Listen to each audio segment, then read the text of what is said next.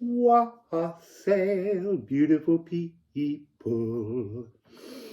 So there's no plan. There is no plan. You don't have to pick anything. Neither do I. We're just going to roll with cards and see energetically what today's message is. I was sensing the energy of transferring from May to June, but it's not like it's transferring from, say, Taurus to Gemini. We're in Gemini season, but there is a sense of this being an opening energy. But I think there's something about a frequency somehow of closing off what we're leaving behind, what we're releasing. But who knows? So I'm not taking the one on the floor, although this keeps falling on the floor, this card, and this is about old patterns, things that we hold on to traditionally, but I'm still not taking it. But I think it just wants to remind us that we can release any old patterns. So the first two cards, and I'm going to shuffle mixing between the decks, beginning with Wendhorn and Wickercraft. So unbinding, making space to let us sit in a kind of energy of incoming sorcery, witchcraft, magic, cosmic delight. Because there's a really, truly energetically exciting frequency. So these two are very similar in their shades. We have Leo and Moon in Gemini. Oh, followed by Moon in Sagittarius. That's the full moon on the third, fourth, depending on where you are in the world. And then that will be followed by the new moon in Gemini.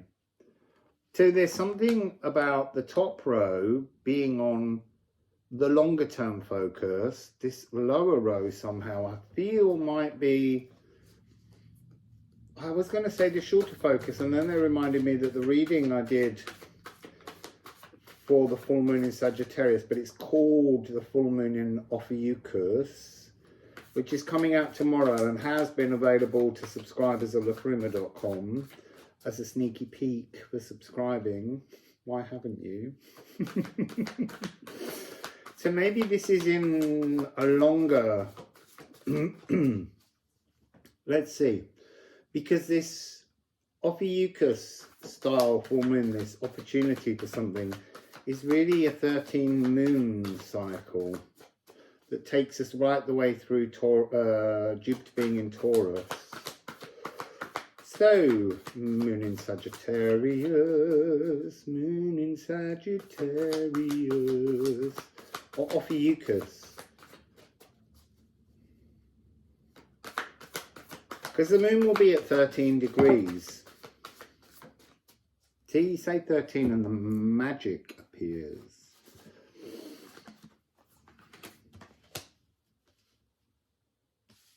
Interesting, we have Tyr and Stenkness.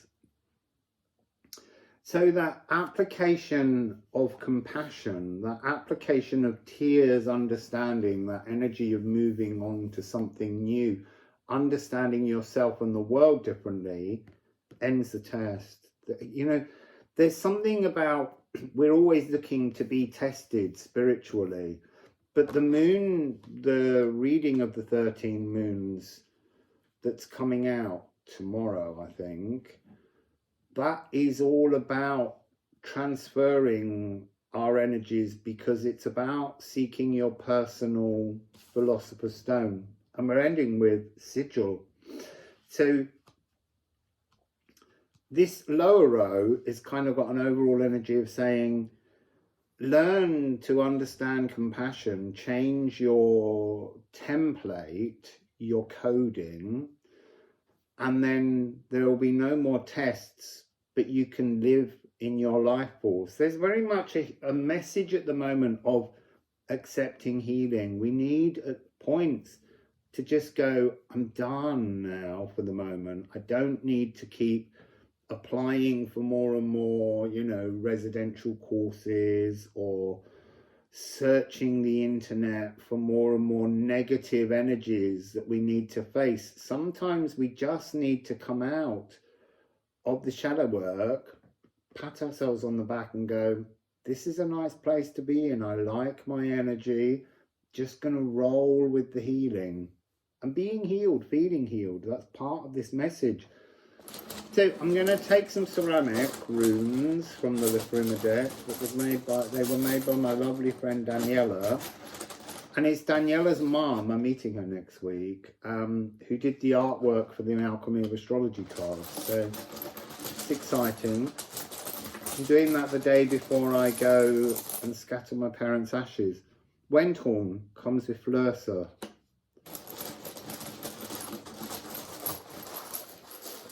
I feel like that was a bit noisy, and I love them in my sacral, the sound of the runes tinkling and chinking. So here we have Vein.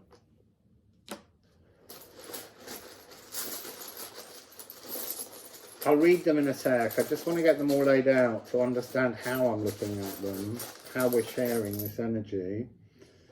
And then we have Night, Nate, Inner Troll. We've all got one. So they say, but you have to make friends with your inner troll. You have to understand that it's part of your growth period. So now we have Idel, Birthright, true birthright, not inherited, your true birthright. Moon in Sagittarius, of the Euchus. We have Static, 12th, the needs. But this is becoming ever more currently an energy of being open to new energies, open to healing, open to change. Because what do we all need? We need to be healed. Tia is coming with Ice. And that's interesting, they're giving me the signal of 1117. So that's 10, it's completion and new beginning. Stenkness and Nithogir, the dragon, that stands as the gate word, the warden of the gate. Ken, divine spark. I'm going to go in with this hand for the last card. I don't know why, they just went change hands. Oh, maybe it's because, oh, I see. We'll get there in a minute. It's to do with the ceramics being energies you pass through. And this last one is an energy you're going to. Fabulous. Candle. 42. Relight your fire. So, we're beginning, let me just read, sorry, before. We need to pay attention. So, Wickercraft has gone through a change, considering our charisma, the notion of digesting things, digesting our inner troll, celebrated individualism, creative networking, celebrating ourselves as a birthright, Moon in Sagittarius, new philosophical missions, being open to that energy, this notion of smelting, changing, all blows, all hammer clangs, wisdom is beauty, and compassion ageless. Coming into your life force, slimming things down that you don't need over the next 13 moons. Stenkness, scent tested. So there's something about sparking up, almost breathing fire at Nithogir. So you're not standing waiting for Nithogir and deities to give you permission to move on. You're just going and burning that energy off because you decide. Nithogir is a projection of you. So just burn away the projection that stops you. And then Sigil, the life force, relighting inside the seat of your soul. And that's kind of that energy coming down again from the eclipse tunnel that's ongoing until the next eclipse on the 14th of October. So what am I getting energetically overall from the imagery? I've got a pufferfish. I'm seeing a pufferfish. They're those ones, I think, that have some poisonous part that it's like every time you eat, you face death. But there's something about a big pufferfish being kind of like a magical challenge, you know. The head of the fish and the tail of the fish. So what am I getting from that? Because the fish is coming in, it's interesting, the fish is only there when I'm at a distance. So it's like witnessing a larger incoming picture rather than going right in and only looking at the eyes. So seeing something approach. So it's you approaching you, but it's your new energetic wonder is coming towards you. There's something about here, discerning and comprehending, catabolizing, so digesting your inner troll and seeing the way in which we have negative thought patterns, the way in which we self-sabotage. All of those energies are coming across here as something that we need to make friends with. They're all part of an inner projection to help us grow, rather than feeling any sense of shame or why did I do something. You did it all so that you could grow, so that you could learn, so that we can be closer to our healed selves. And so this last card, this moon in Gemini that's coming, I need to check that moon in Gemini, because the new moon in Taurus was at something like 28 degrees. It was very late in the house. So let me just get us a date for the moon.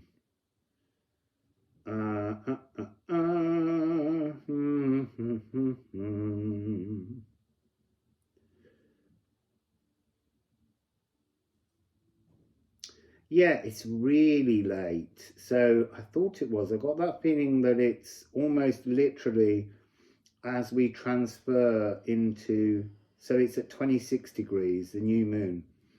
And it's at 4:36 a.m. on June the 18th. And that almost means that the moon literally just has that tail peak before the moon shifts into Cancer. Let's have a quick look at the chart for it. Ooh, it's a very low, it's not got much energetic power, but it's flanked with the notion of a big expansion on old restrictions and then communicating power, but it's very subtle. It's not like this previous moon and this one coming up. They're very profound, powerful frequencies. This one's something that's much, much more gentle. There's something about the power of your truth, because it's got this link between Mercury and Mars. Is it Mercury and Mars? Yeah. Mercury and Mars. Oh, and Venus. The power of love. But that's moving into Mars. That energy is moving into Mars and then running into Dark Moon Lilith. So there's this real energy of very gently stepping into your truth more with this moon. So before that, however, though, we have this full moon in Ophiuchus, moon in Sagittarius, and it's being open to this new philosophical, I don't want to say mission, I know it's on the card, but it's a new philosophical paradigm. Might have to change that on the card. Being mentored by spirit. What spirit? Well, I would say Asclepius, the snake bearer, but you can see that in greater detail tomorrow. There's something about it's time to end war and fury. I don't mean globally, but yeah, I do as well. But nothing that we change globally in the world in which we see happens without us changing the world within yourself.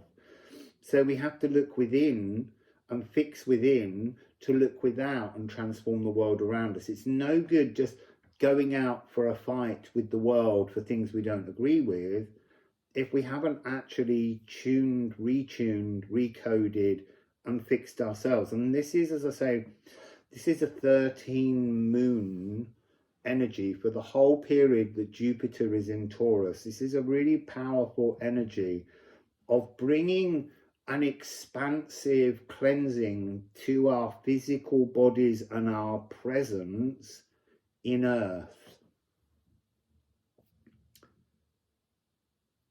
In the monstrous silence, you see, that's like this, got all little kind of like, I'm all small in the monstrous silence. So the visible silence is here again. It just keeps coming up as a term. It's almost like you have to strike your light. Oh, look, interesting. This notion, relighting the seat of your soul, redefining, bringing your life force bang up to date in the real world. And that's all part of this energy of Jupiter. So I think what I'm going to do is just shuffle another set of cards and just directly ask Jupiter, hey mate, what you doing? What are you up to? What's your game? So 5-3 might be a very significant number today. Or during June, you may start noticing more 5s and 3s, changing your pathway.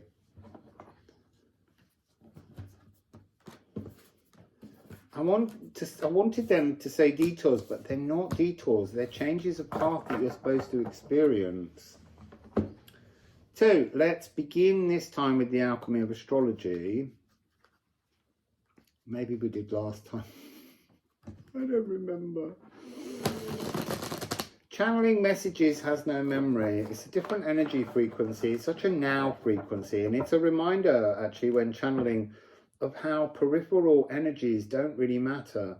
They just pass through you. And that's about living in a now moment where we don't let the weight of the world weigh us down. So, concentrate. Jupiter in Taurus. What would you like to say about the next 13 moons? Because in the reading that will be coming out tomorrow, it wasn't about talking to Jupiter. It was merely knowing that's the time frame for the energies. Jupiter.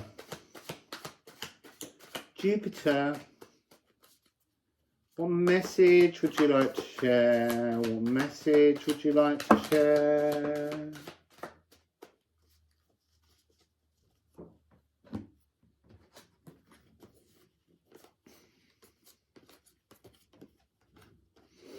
So we have Moon in Virgo, empathic luminosity. Now that's a beautiful starting energy. Followed by the Seat of Your Soul series. So that's going into that message that we just had at the end of those two readings that were about the moon in Gemini and the moon in Ophiuchus, Sagittarius. And then we have Loving Others. So bringing us into a greater sense of communal living, communal acceptance of others, and big, new, passionate, loving ideas is all part of this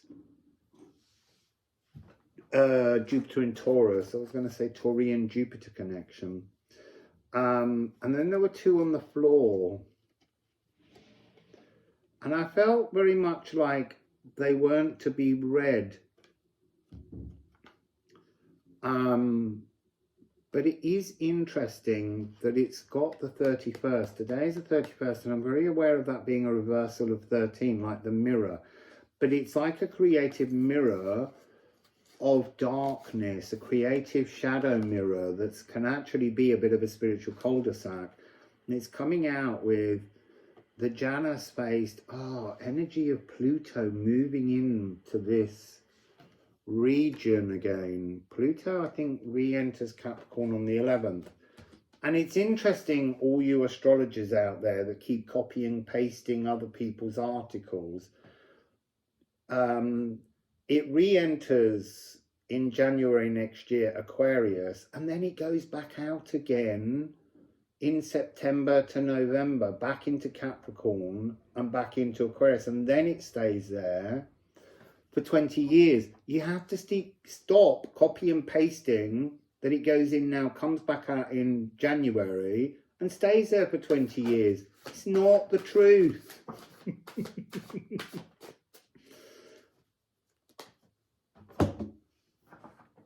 Although in sidereal, it will still be in Capricorn for a very long time.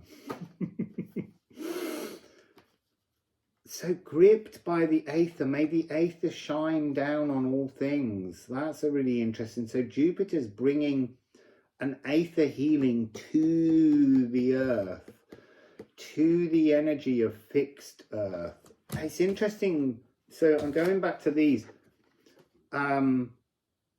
There's something in this energy that talks about where it's cardinal Earth, this Janus-based, this putrefaction. It's like believing in a form of wholehearted wisdom, and that's great. That's really important to have that cardinal idea, but it's actually, it is a distortion now. Now that Jupiter is bringing this Aether energy down into the real world, the fixed Taurian Earth, refixing, transforming, the great cleanser, pouring Aether down. This mission, this paradigm, this new thought process has to turn around. So it's turning the Janus space around to face Jupiter's new cosmic tune that it's bringing in.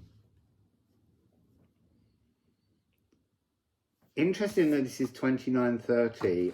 They're part of the Anglo-Saxon bolt-on runes that were added to the Elder Thuthark. So again, that's see, and that's new knowledge that we didn't have before, and that's why we have to use this full moon to begin to transform our philosophical paradigm. So let's just get another 2 cards on here.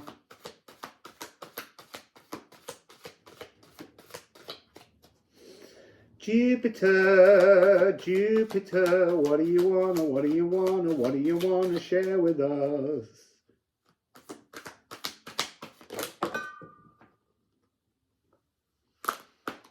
I don't always. So we have one on the table. New destiny.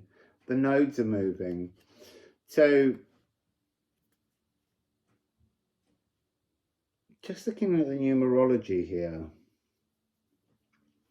there's a lot of divine 9s in this energy, and this is 11, a new earthbound destiny. It's almost like this was your old destiny.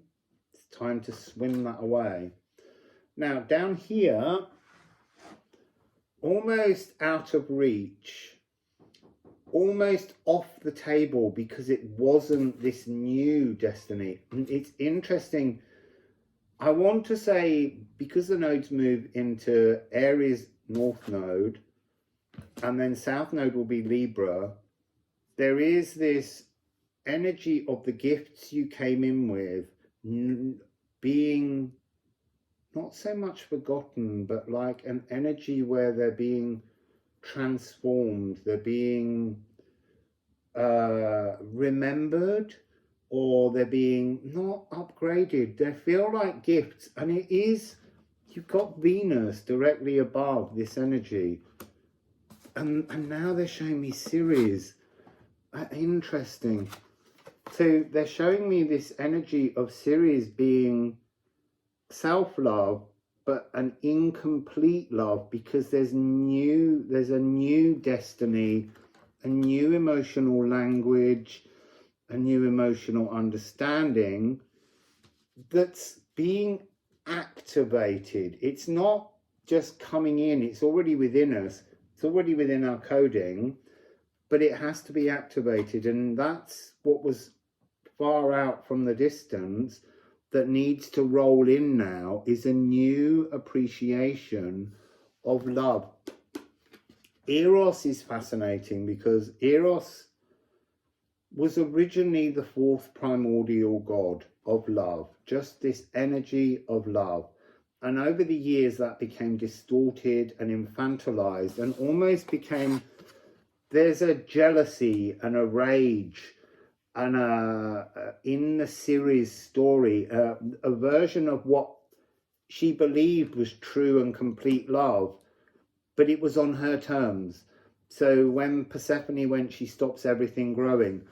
And then Venus, Aphrodite, comes along. And when Aphrodite comes along, love gets pushed down the rankings, or Eros gets pushed down the rankings, and she becomes the goddess of all love.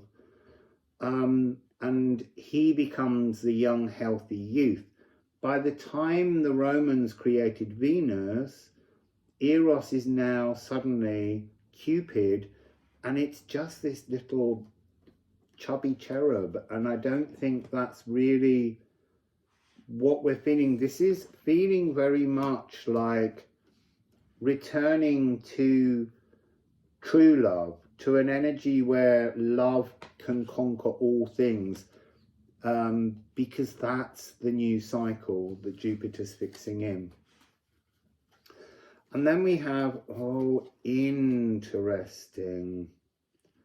So this is about a body healing, physical body healing. Prima materia, soot, is creative chaos. So there will be a chaotic energy around. There will be frequencies of discomfort within our body as over the next 13 moons, things begin to transform, and they will feel achy and awkward. But it's the potential seed of all things. It's endings for beginnings. It's the cosmic love cycles.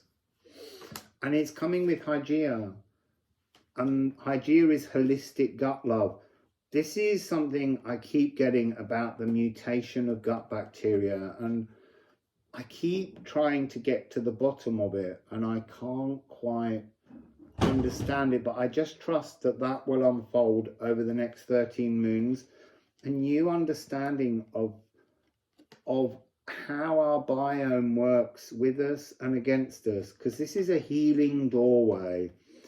Hygeia is about preventative medicine, but there's something in that frequency that's actually somehow about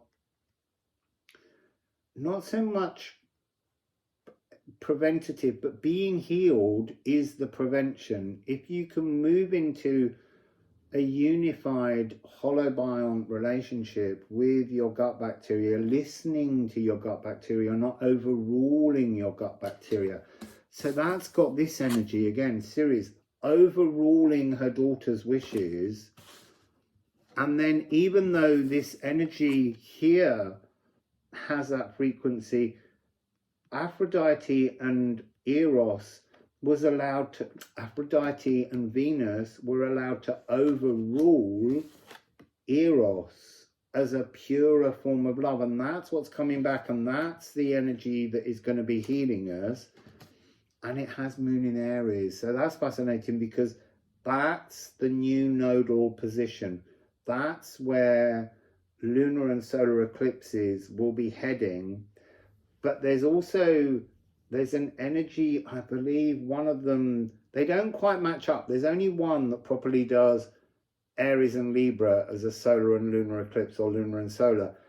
The other time it might be one in Libra and one sneaking into Pisces. So there's something, much grander and transient in the incoming energies, much more meandering to bring greater perspective to the healings that are underway. So just going to get Rune on that to end.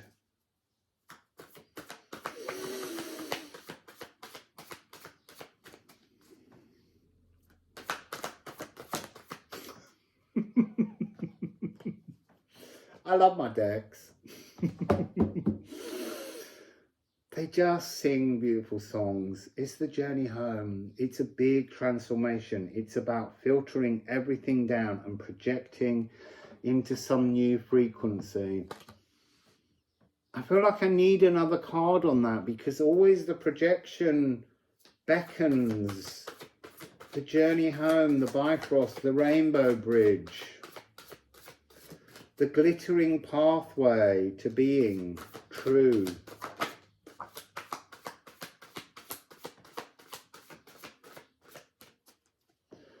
So we have Leafshade. Now, this is about being cradled, being comforted, no longer feeling like you're like in the glaring sun. There's an energy of everything softening, everything. Contemplate the rate at which a tree breathes and lives, slowing things down, becoming more relaxed about things. There's also an energy within this card that is about the Vortha, which is, I believe, how ancient gut bacteria connects us into linear time. And so there's some kind of greater acceptance of loving, living in a now moment that's coming towards us during the next 13 moons. So that's it, beautiful people. I'm going out to explore how I can get us to battle so that we can visit the site of the Battle of Hastings, which was the birth of modern Britain. But it was also the moment at which the old runic language began to not necessarily be conquered, but to transform in itself. And I think that that energy of transforming communication is quite a relevant story to how we are moving forwards and transforming how we communicate with each other. So I'm going to go and investigate that, because it's too far to walk. So, and with the rail strike at the moment, I need to work out whether I can get a train there or whether there's a bus. But anyway, hopefully we'll get to battle very soon. Wassail.